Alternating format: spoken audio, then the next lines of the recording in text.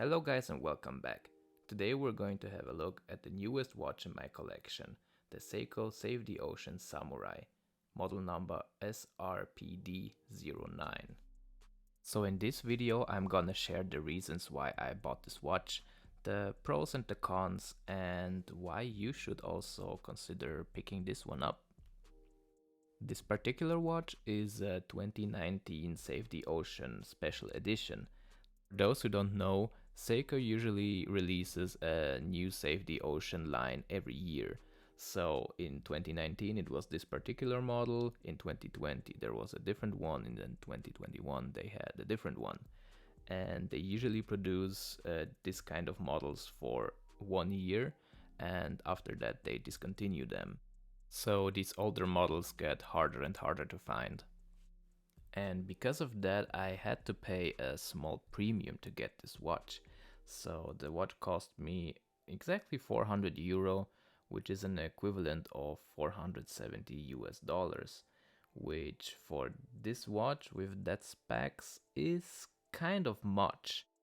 What I mean with that is that this is a watch with standard movement. It has the SEIKO NH35 or 4R35 movement. It has a mineral hardlex crystal and it has an aluminum bezel insert. So there's nothing special about the specs here. The thing that is special about this watch is the case. This watch has an IP coated case, so it has this kind of dark appearance to it. It's not really black, it's more of a gunmetal finish. It's kind of hard to capture on video, but I hope that the footage will do it justice. This was the selling point for me, because usually I don't like black watches, because most of them are like really matte black, but this is something different and I really like it. SEIKO states on their website that this is an IP coating, so it's like an ion-plated coating, which is also supposed to be very scratch resistant. I don't know anything about that, to be honest, but in the 1 month that I had this watch, there are no scratches, and I'm really pleasantly surprised. I don't know how this one will compare to a watch with a DLC coating, to be honest. I don't know if a DLC coated watch will scratch more easily. You guys know that for sure, so please let me know in the comments, because I really have no idea. When it comes to size and wearability, this watch pretty much wears like any other SEIKO Samurai. So I will pop up the dimensions and the measurements on screen right now so you can check it out on your own.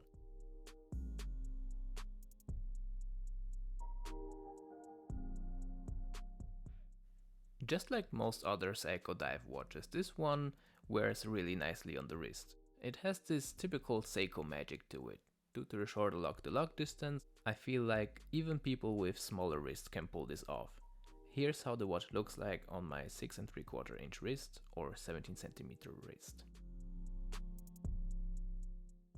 Note that the buckle and the keeper that you will get will also come in this nice gunmetal finish.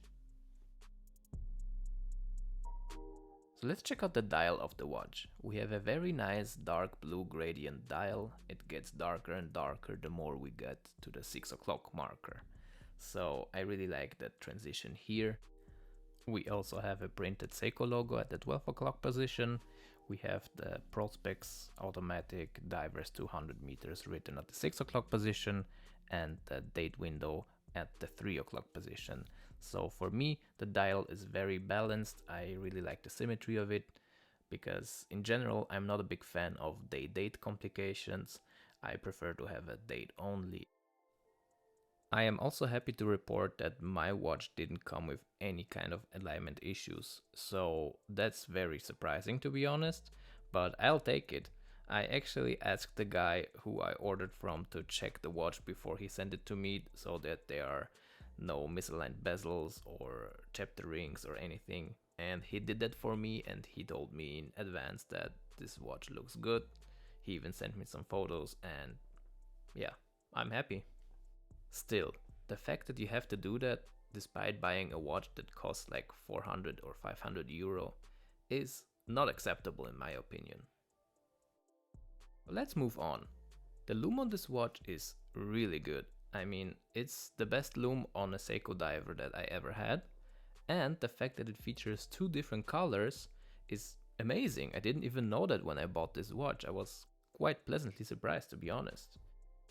All the indices and the hour hand and the second hand have this light blue lume, while the lume pip and the minute hand feature a greenish kind of lume.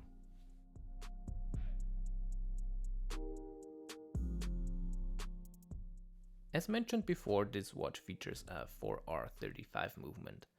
I don't know why, but I feel like the movements that you get in SEIKO watches are actually quite better than the ones that you get from like micro brand watches, because this watch runs at plus 2 seconds a day, just like my King Turtle who runs at plus 4 seconds a day. So I don't know if I just got lucky with the movement, but I'll take it.